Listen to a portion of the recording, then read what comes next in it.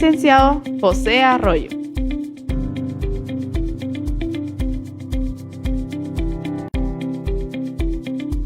Ya viene. Ministerio Jesucristo, Rey y Señor, con el licenciado José Arroyo.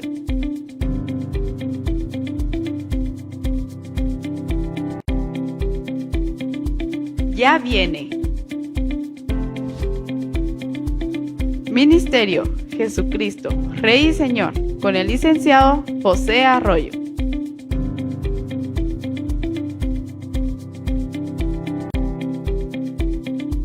Ya viene. Ministerio Jesucristo, Rey y Señor, con el licenciado José Arroyo.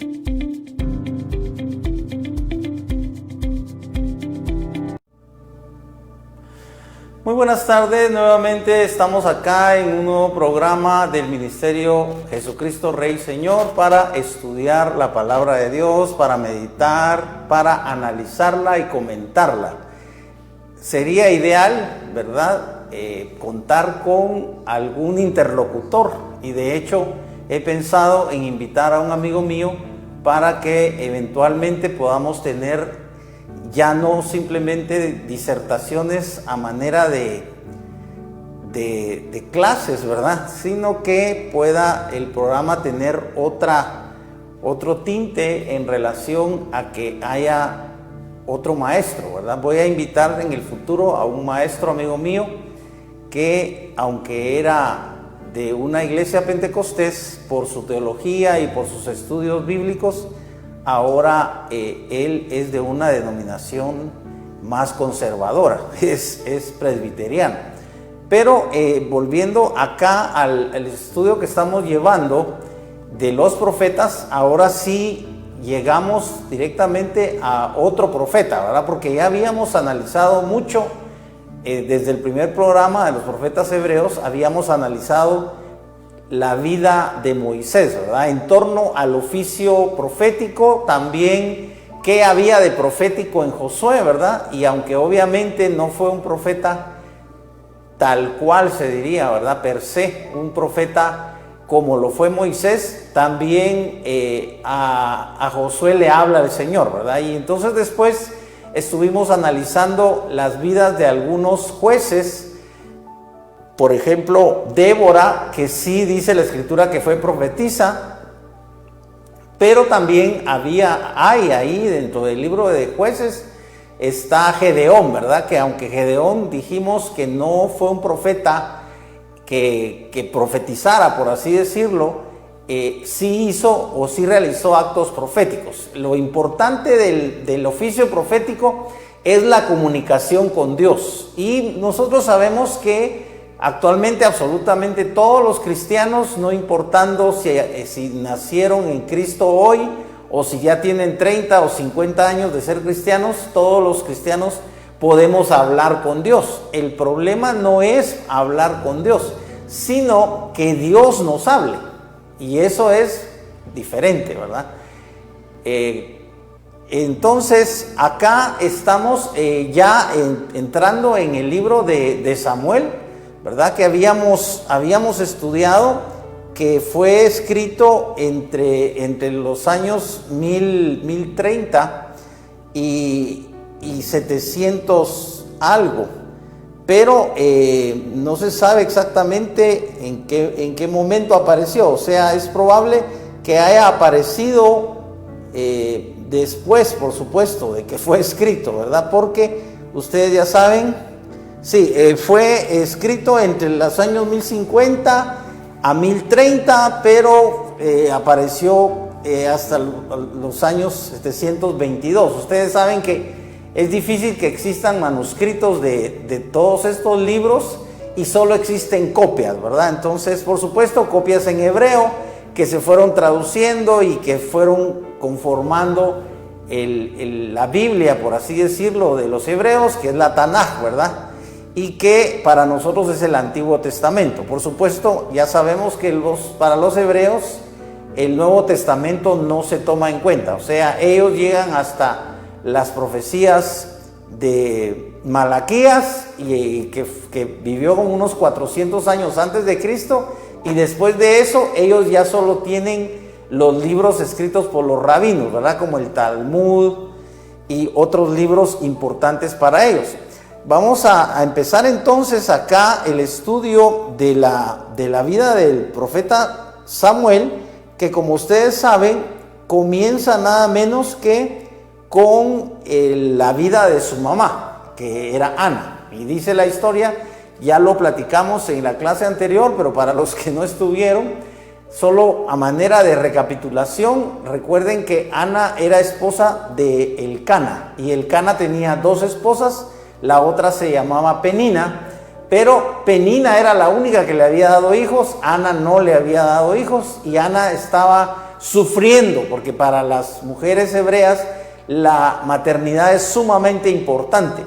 Entonces recuerden que ellos llegaban al templo a adorar solo una vez al año. Es interesante porque vemos que después Cristo le explica a la samaritana que los verdaderos adoradores ya no importa si adoran en Samaria o adoran en Jerusalén, sino que deben adorar en espíritu y en verdad.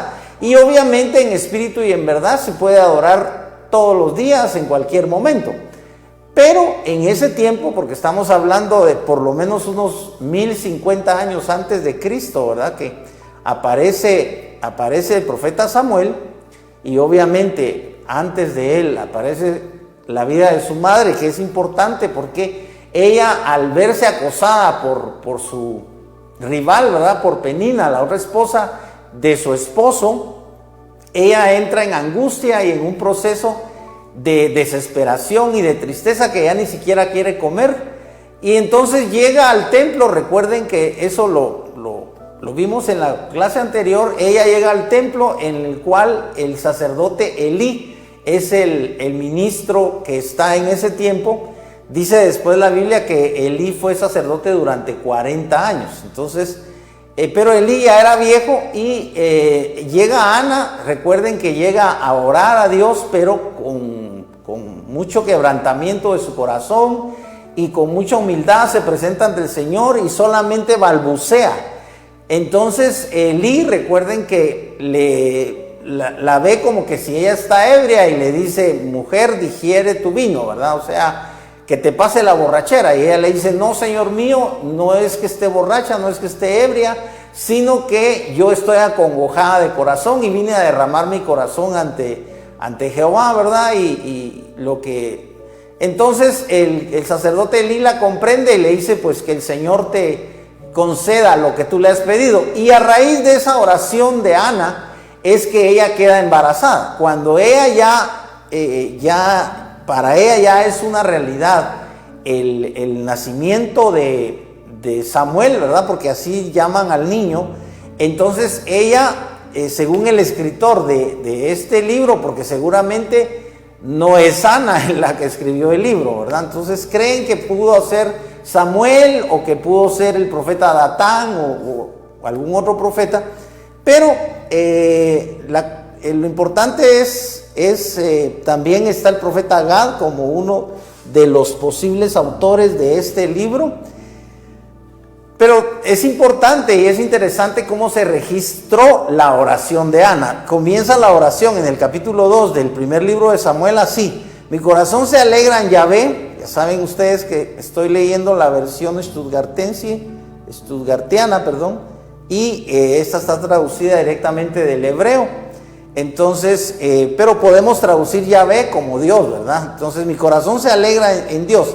Miren qué interesante lo que reconoce o lo que confiesa Ana: mi fuerza se exalta en Dios. Entonces podemos pensar, ¿será que está hablando Ana de la fuerza física de una mujer? Ustedes saben que generalmente una mujer no es fuerte en el sentido físico, ¿verdad? Actualmente, por supuesto, hay mujeres que son muy fuertes, que son fisicoculturistas incluso, pero ustedes saben que actualmente hay luchadoras, pero estamos hablando de una época en la que la mujer era muy femenina. La mujer era exclusivamente, estaba ligada a la maternidad, ¿verdad? Ella fundamentalmente era madre, y era esposa y estaba encargada obviamente del hogar, ¿verdad? Entonces estamos hablando de una cultura en la cual recuerden ustedes que la mujer ni siquiera podía hablar en la congregación, tenía prohibido la mujer. Por eso es que Pablo, recuerden que dice que él no le permite a ninguna mujer hablar, porque recuerden que Pablo era fariseo, él mismo lo dice, ¿verdad? Yo fui fariseo de fariseos. Entonces Pablo obviamente tenía la cultura hebrea, y en la cultura hebrea la mujer sí está relegada a un segundo plano. Sin embargo, cuando ella dice mi fuerza se exalta en Dios, a mí me parece que ella está hablando de la virtud que tienen las mujeres, y esa virtud es la maternidad. Entonces, cuando ella confiesa mi fuerza se exalta en Dios, me parece a mí que está hablando no de su fuerza física, sino de su virtud para ser madre. Y lo que pasa es que en el caso de Ana, como saben ustedes, era estéril. Entonces, por así decirlo, era una mujer que no tenía fuerza, pero al quedar embarazada, como un milagro que ella le pidió específicamente a Dios, entonces ella ya puede confesar que es fuerte como madre, ¿verdad?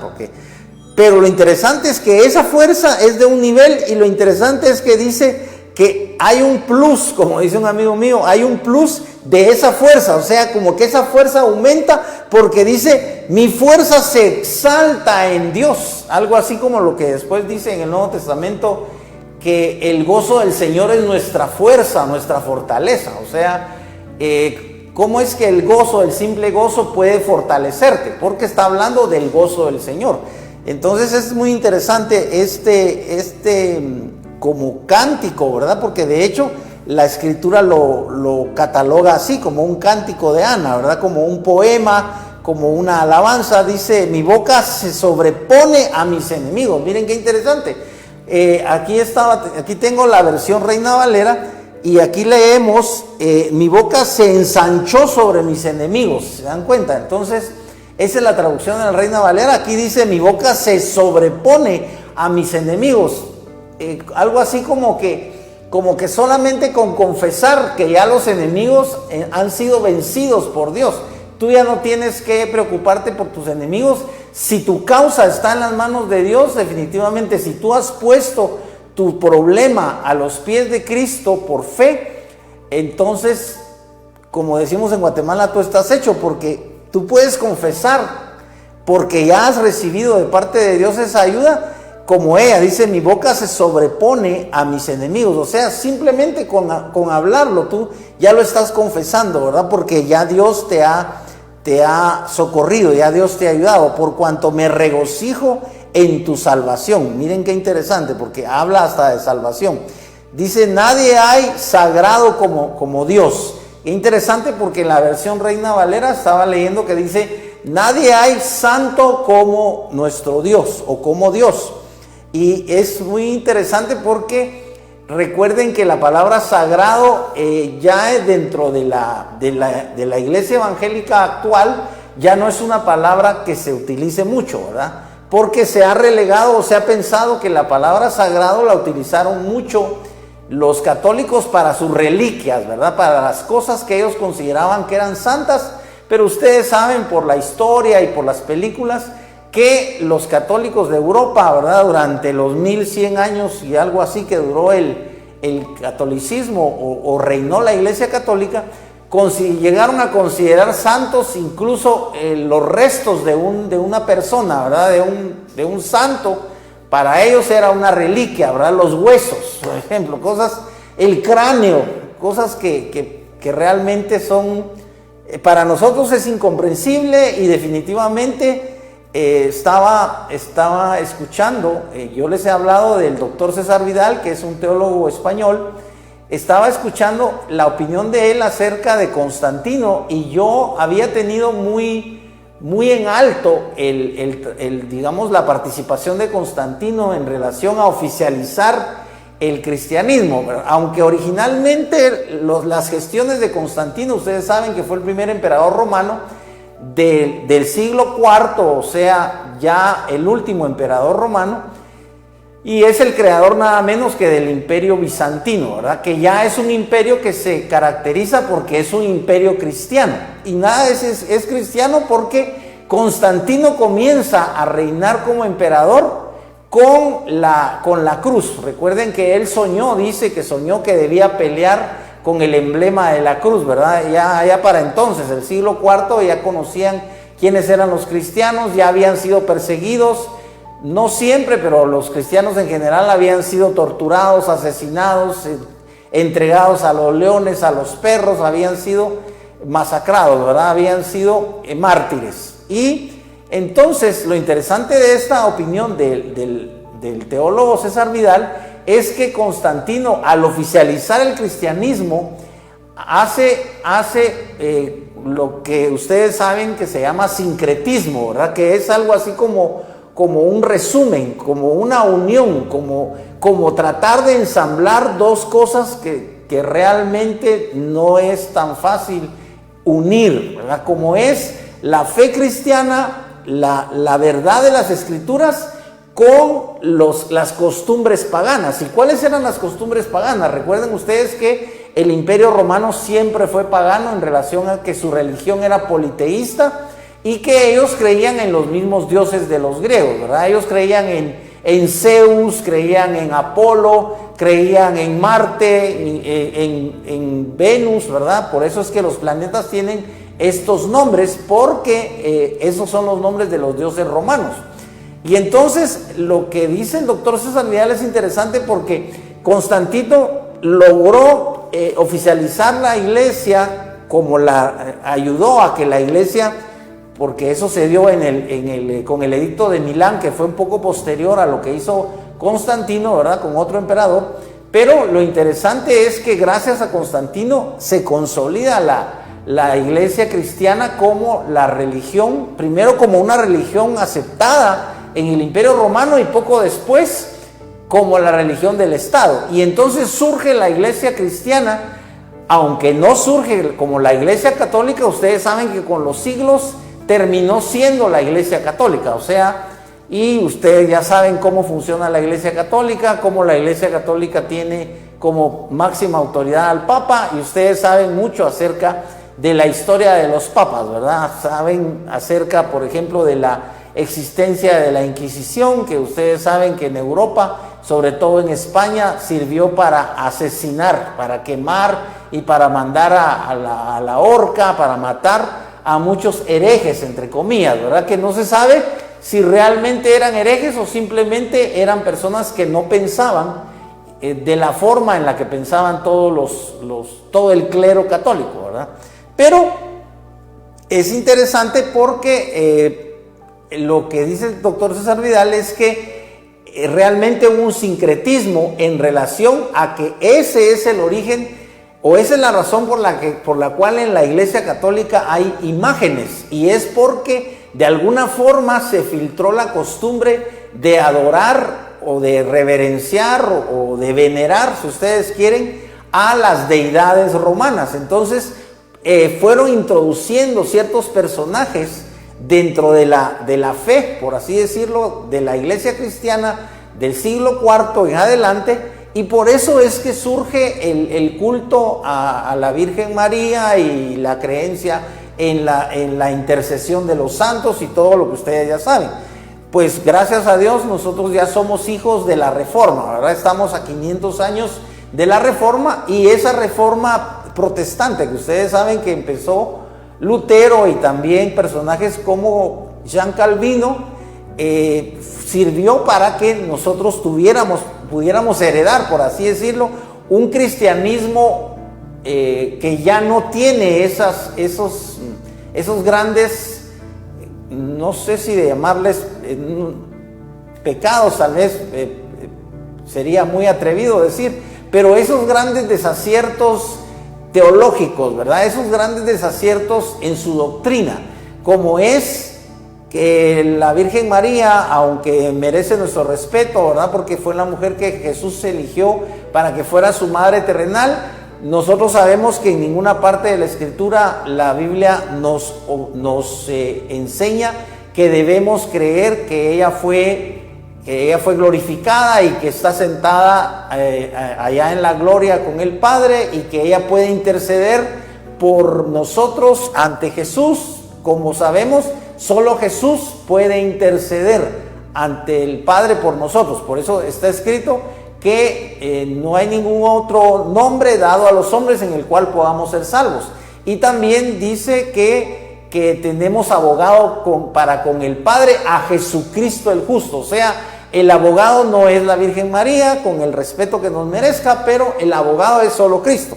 Ahora aquí Ana está, para volver acá, Ana está en este cántico exaltando al Señor, dándole gracias, y es muy interesante todo lo que ella nos, al menos el autor de este libro nos dice, ¿verdad? Que es realmente muy, muy edificante. Dice: no hay sagrado o no hay santo como Dios, porque no hay nadie como tú, ni hay roca como el Dios nuestro. No multipliquéis palabras altaneras. Miren qué interesante. O sea, ella es una mujer humilde y sabe que Dios no acepta a los soberbios ni a los que lleguen con él con palabras altaneras. Por eso lo escribió el autor del libro de Samuel, que dice que no debemos decir a Dios palabras altaneras. Ni salga arrogancia de vuestra boca, porque Yahvé es Dios de sabiduría, y Él sopesa las acciones. Miren qué interesante. Eso está al final del verso 3. Aquí dice: porque Dios de todo saber es Jehová, y Él toca y a Él toca el pesar las acciones. ¿Se dan cuenta? O sea, ¿cómo hace Dios para pesar nuestras acciones? Pues es un misterio. La cosa es que Él pesa tus acciones. Es interesante porque dice: pero los que dice, y Él sopesa las acciones. Los arcos de los fuertes son quebrados, pero los que tambalean son fortalecidos. Miren qué interesante. Los que estaban saciados se venden por pan, pero los hambrientos dejan de tener hambre. Aquí pareciera como que está hablando de algo literal, ¿verdad? O sea, de los que tienen hambre literalmente. Sin embargo, recuerden ustedes que Jesús dijo que a los pobres siempre los tendríamos. O sea, hay pobres en todo el mundo. Y por supuesto, para las grandes potencias, naciones como Guatemala, pues es una nación relativamente pobre, porque ustedes saben que Guatemala realmente no le pertenece a los guatemaltecos. Los dueños de toda la República de Guatemala son unas pocas familias, ¿verdad? Son las familias millonarias, los dueños de toda la tierra de Guatemala, los caficultores, los grandes productores de azúcar o azucareros, ¿verdad? Entonces, realmente los guatemaltecos que solo tenemos un empleo y que tenemos un sueldo, un salario, realmente no somos ricos. Entonces, realmente en Guatemala hay más pobres que ricos, ¿verdad? Eso ya lo sabemos, no solo en Guatemala, sino en toda Latinoamérica. Aquí podría estar hablando de una riqueza o de un pan espiritual. Dice: los que estaban saciados se venden por pan, pero los hambrientos dejan de tener hambre. Mientras la estéril dé a luz a 7, la que tiene muchos hijos languidece. Miren qué interesante. Eso lo dice ella específicamente porque recuerden que Penina era su rival, y ella dice en la escritura que Ana, después de eso, lo vamos a leer, a raíz de que Dios le concede poder dar a luz a Samuel, resulta que Ana después da a luz 5, dice, da 3 varones y 2 mujeres, o sea, ella se volvió madre de 6, imagínense ustedes, después de que era estéril, Dios le hace 6 milagros para que ella pueda ser madre. Dice el verso 6, Yahvé hace morir y también da la vida, Él hace bajar al Seol y también hace subir. Imagínense, definitivamente de Dios es la vida, y también Dios decide cuándo te toca morir. Dice, Dios hace empobrecer y hace enriquecer. Miren qué interesante. Él abate y Él exalta. Él hace levantar del polvo al pobre y exalta al menesteroso desde el muladar. ¿Se dan cuenta?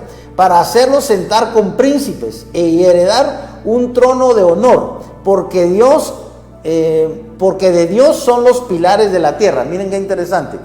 Y Él ha puesto el mundo sobre ellos. Habla de los pilares o de las columnas, que por supuesto en esa época alguien como Ana pues no podía saber lo que ahora sabemos, ¿verdad? Que la tierra realmente, como pensaban los en la Edad Media, no está asentada en unos elefantes que dice que a su vez estaban parados sobre unas tortugas gigantes, ¿verdad? O sea, una idea que a nosotros nos parece un poco como infantil, ¿verdad? Sin embargo, resulta que así creían en la Edad Media. Recuerden ustedes que a Galileo Galilei le costó mucho, casi le cuesta la vida, que la Iglesia Católica aceptara, y por supuesto no lo aceptó, ¿verdad? La Iglesia, él tuvo que retractarse, y ya se pueden imaginar ustedes en qué siglo vivió Galileo Galilei, para que él pudiera primero confesar que no era que todo el universo girara alrededor de la Tierra. Eso no era cierto.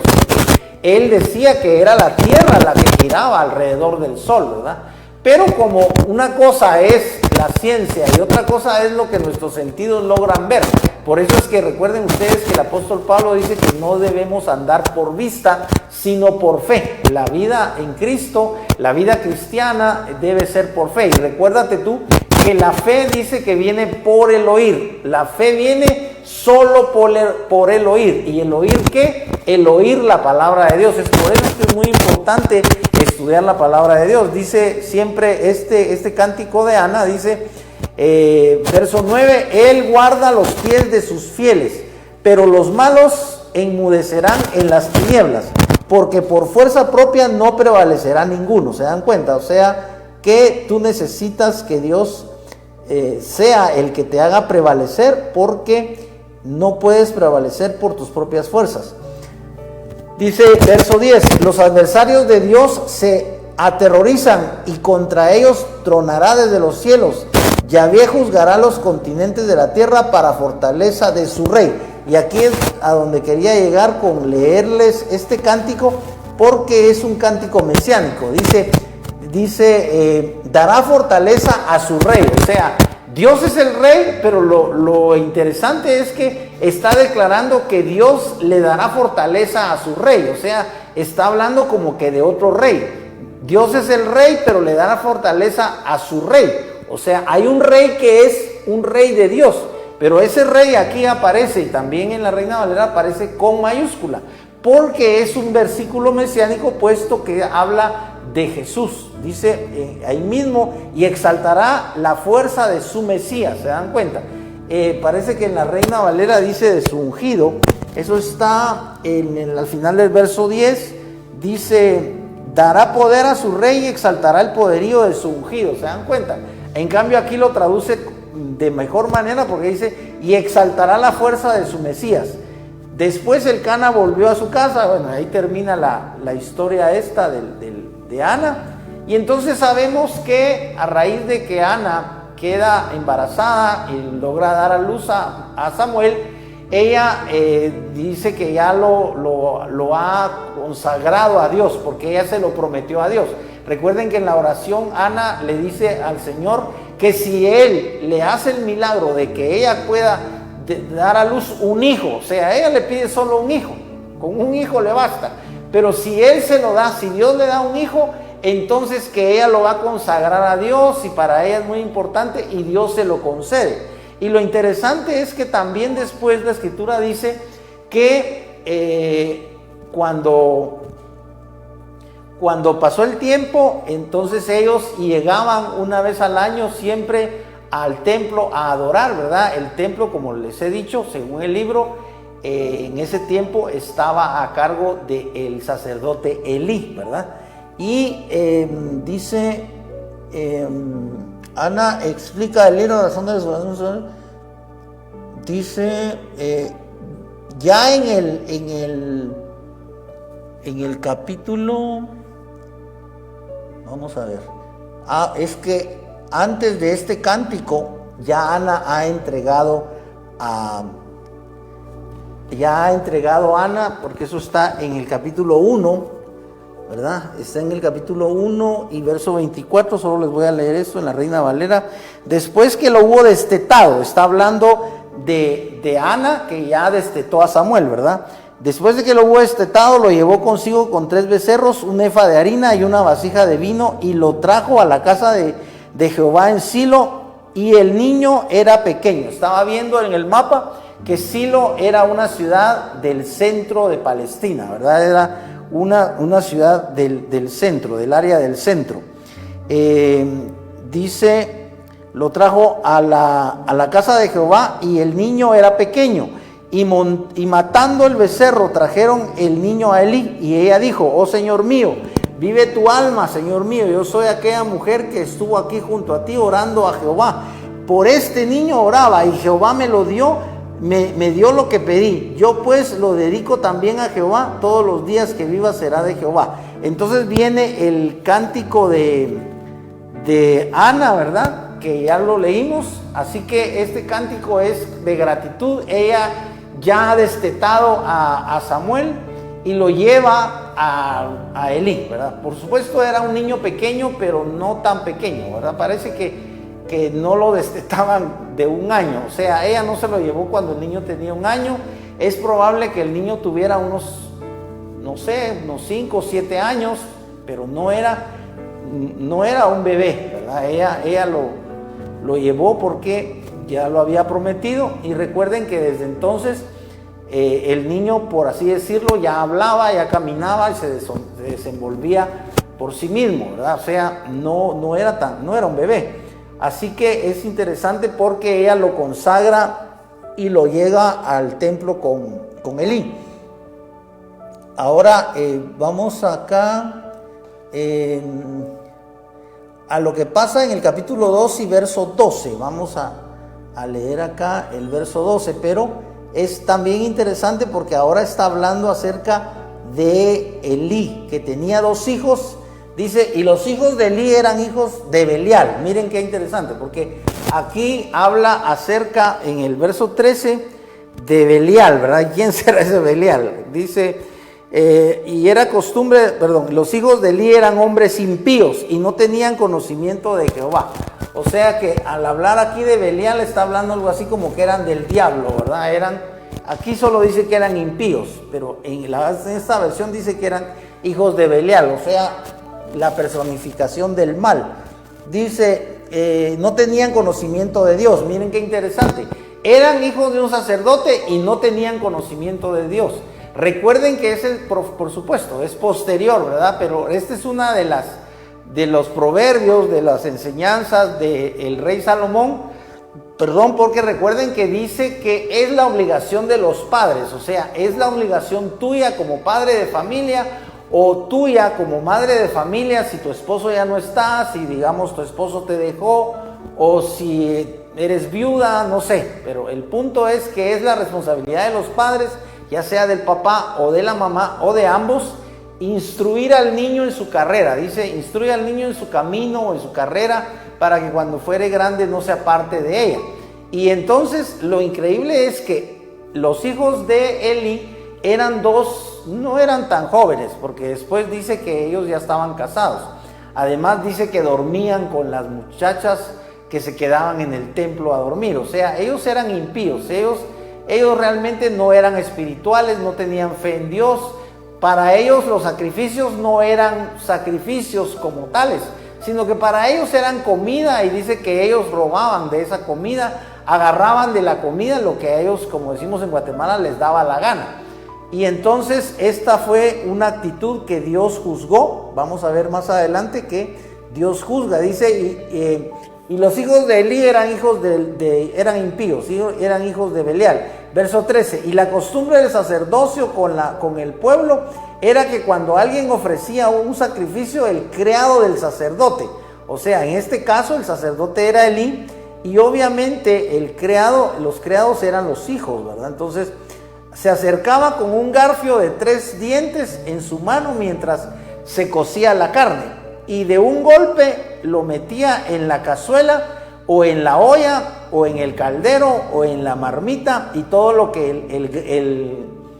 el garfio sacaba lo tomaba el sacerdote para sí. De esta manera hacían con todo Israel, con los que iban allí a Silo. Asimismo, antes de quemar la grosura, el criado del sacerdote se acercaba y decía al que sacrificaba: da al sacerdote carne para asar, porque no tomará de ti carne cocida, sino cruda.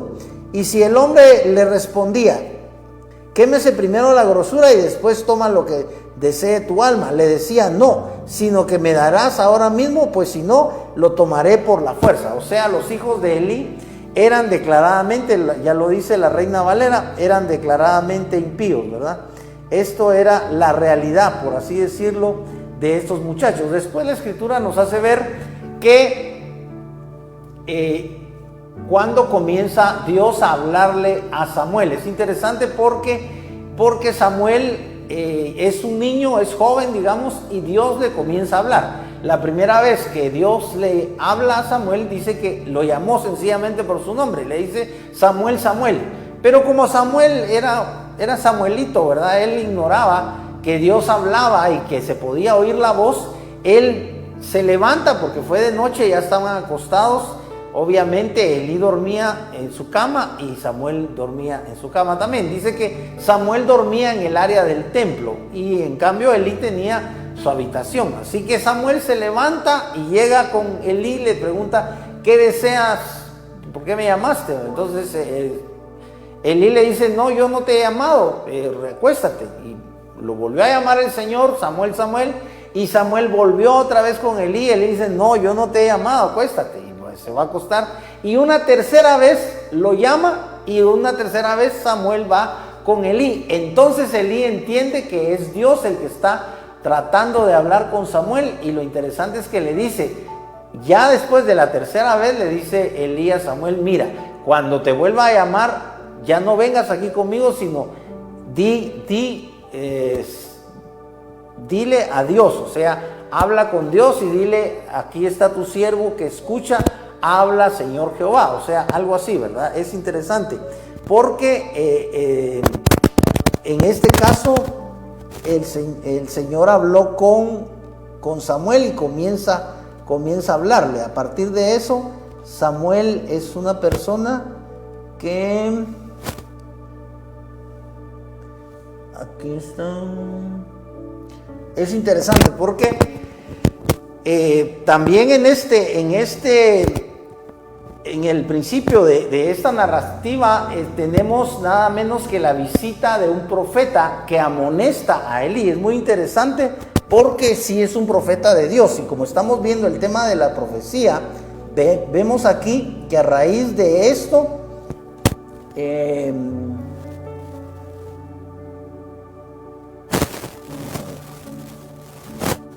sí, está en el capítulo 2 y verso 35. Ahorita vamos a leer esta amonestación, por así decirlo, de este profeta. Vamos a ver.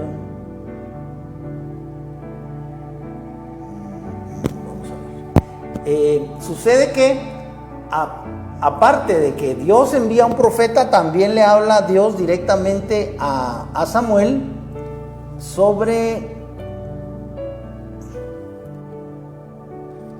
Sí, es 29, aquí está, ya encontré el verso.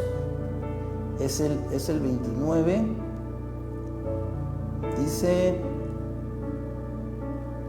¿por qué pues desprecias mis sacrificios y mis ofrendas? Vamos a ver, vamos al 28.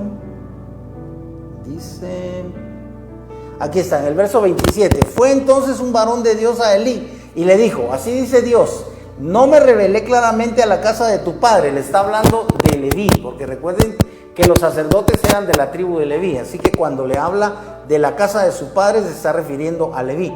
Dice: no me revelé claramente a la casa de tu padre cuando estaba en Egipto esclavo en casa de Faraón. Todo esto se lo está diciendo Dios a Elí a través de un profeta, ¿verdad? Dice: no lo escogí de entre todas las tribus de Israel para que fuera mi sacerdote, para que subiera a mi altar a quemar incienso y llevara efod en mi presencia, y di a la casa de tu padre todas las ofrendas encendidas de los hijos de Israel. ¿Por qué pues desprecias mis sacrificios y mis ofrendas que yo ordené en mi tabernáculo?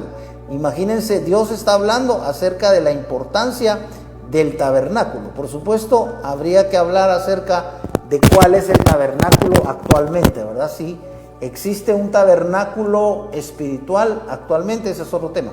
¿Y por qué honras a tus hijos antes que a mí? Miren lo que Dios le está diciendo a Elí, porque a veces hay padres que honran a sus hijos más que a Dios. Por eso es que Jesús, recuerden que les dijo, el que honra más a padre o madre que a mí, no es digno de mí.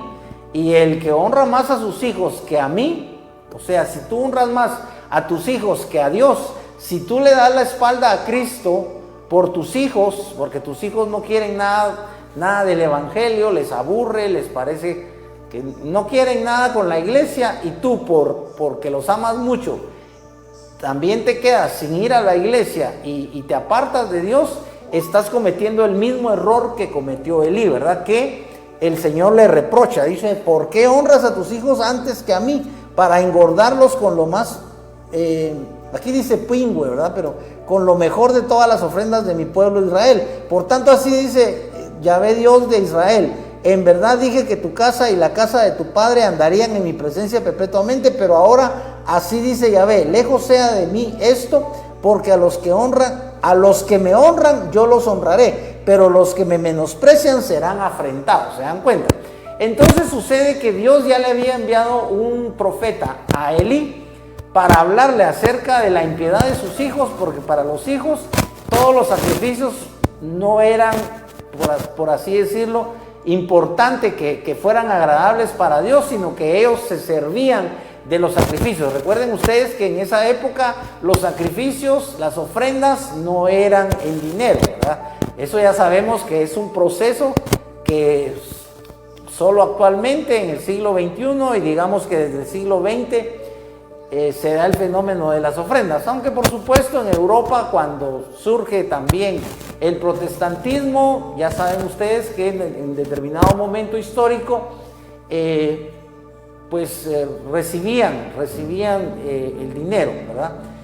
Pero en este caso sabemos que toda ofrenda no era en dinero, sino que era hacer un sacrificio. Las ofrendas eran directamente para Dios, había que sacrificar algún animal, por supuesto, ya el que lo sacrificaba, de él dependía si compraba ese animal o él lo había creado, pero él ofrecía este animal como ofrenda.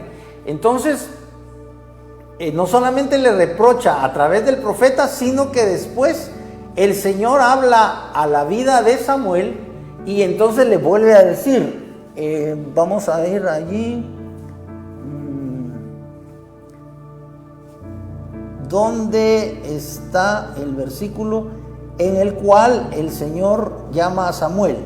Es en el capítulo 3, tenemos que ir al capítulo 3 y verso 9, vamos a ver, dice, vean qué interesante porque ahora el Señor ya le había enviado el profeta a Elí y ahora envía a través de Samuel le envía a Elí otra vez algo así como la reprensión, o sea, le anuncia, y esto es muy importante porque estamos hablando de los profetas y estamos viendo que Samuel es un profeta desde la niñez, o sea, desde la juventud.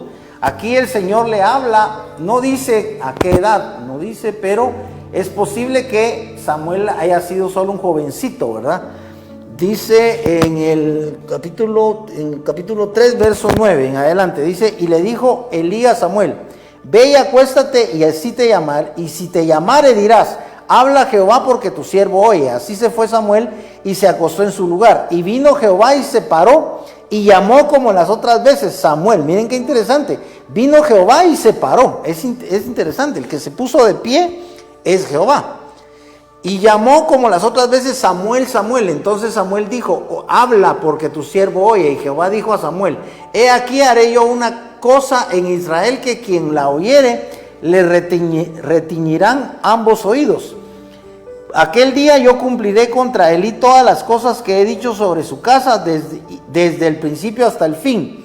Y le mostraré que yo juzgaré su casa para siempre por la iniquidad que él sabe, porque sus hijos han blasfemado a Dios y él no los ha estorbado. Miren que esta es la reprensión Otra vez, ya se lo había dicho el Señor a Elí a través del profeta y ahora se lo está diciendo a Samuel. Es interesante, ¿verdad?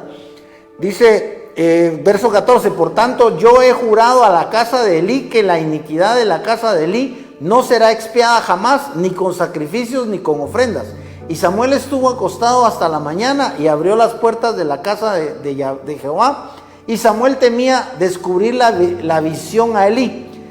¿Se dan cuenta? O sea, Samuel vio algo, tuvo una visión divina, tuvo una aparición, porque aquí dice que Dios se puso de pie y Dios le habló. Así que aquí habla de una visión. Dice, llamando pues Elías a Samuel, le dijo, hijo mío Samuel, y él respondió, heme aquí. Y él le dijo, ¿qué es la palabra que te habló? Te ruego que no me la encubras. Así te haga Dios y aún te añada si me encubrieres palabra de todo lo que habló contigo.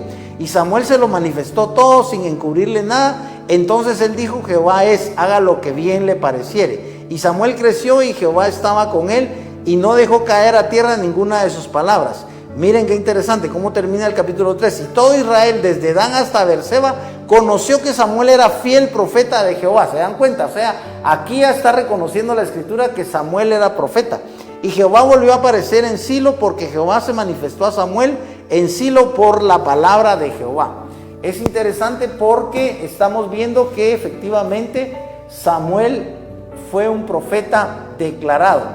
En este caso, la escritura lo está declarando, y es sorprendente cómo Dios llamó a este niño prácticamente, ¿verdad? La madre de Samuel, Ana, no imaginaba que el hecho de que ella fuera estéril y que ella le pidiera con tanto fervor a Dios el milagro de que le concediera ser madre, por lo menos de un niño,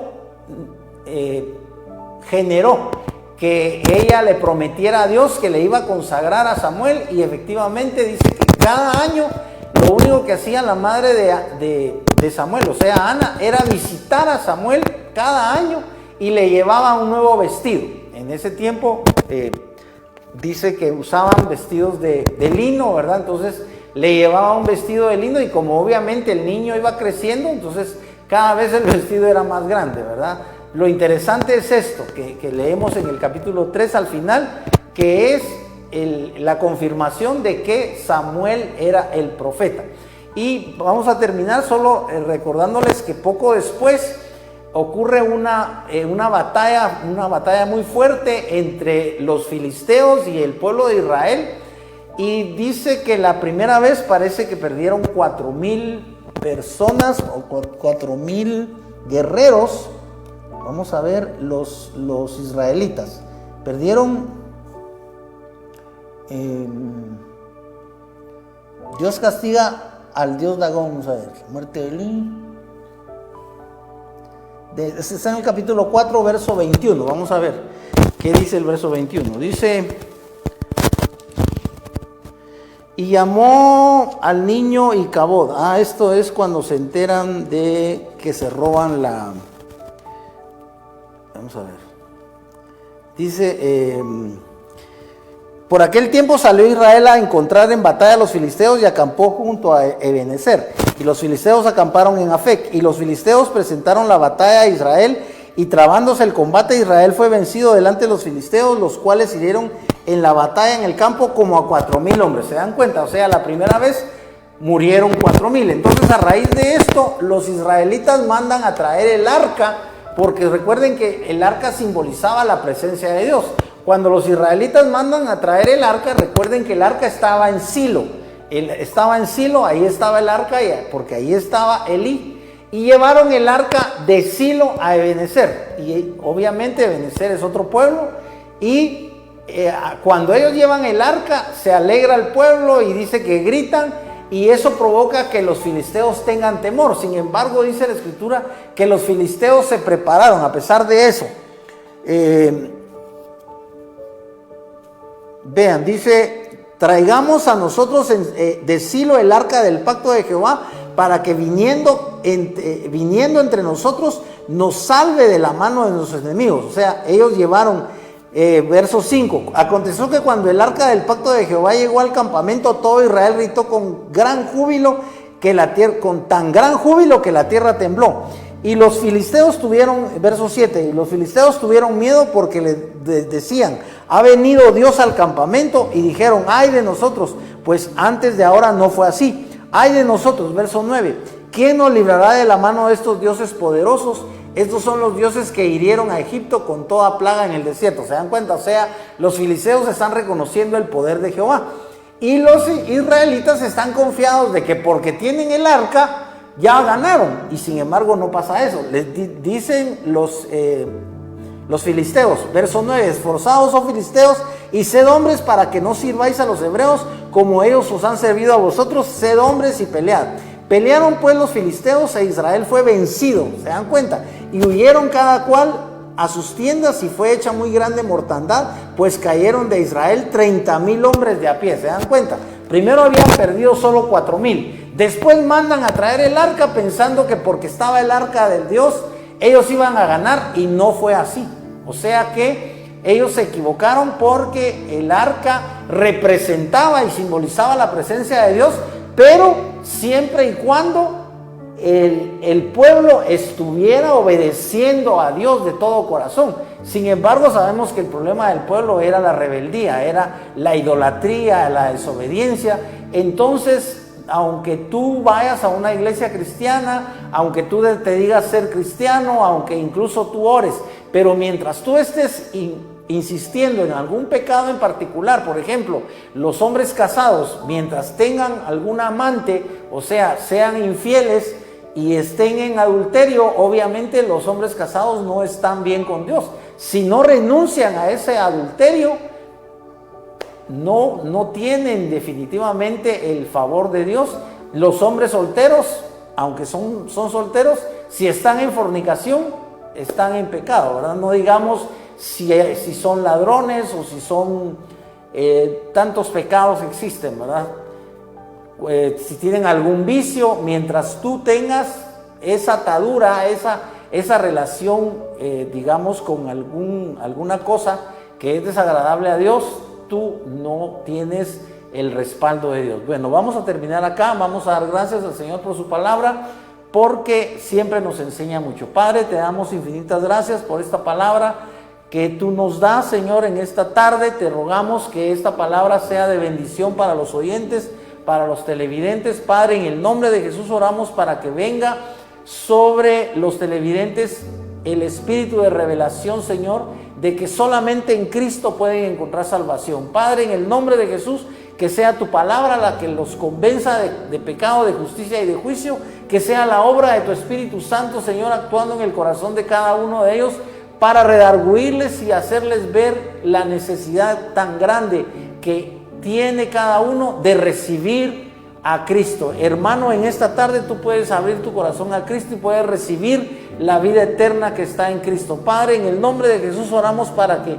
mis hermanos puedan recibir allí la bendición de tu presencia en su hogar, Señor, que ellos puedan abrir su corazón a Cristo y que Cristo pueda bendecirles con su presencia, con el Espíritu Santo, morando nada menos que en su corazón. Padre, en el nombre de Jesús también ponemos en tus manos toda enfermedad, todo quebranto de salud, Padre, de mis hermanos y de todos los televidentes. Padre, te damos infinitas gracias por tu palabra, en el nombre de Jesús.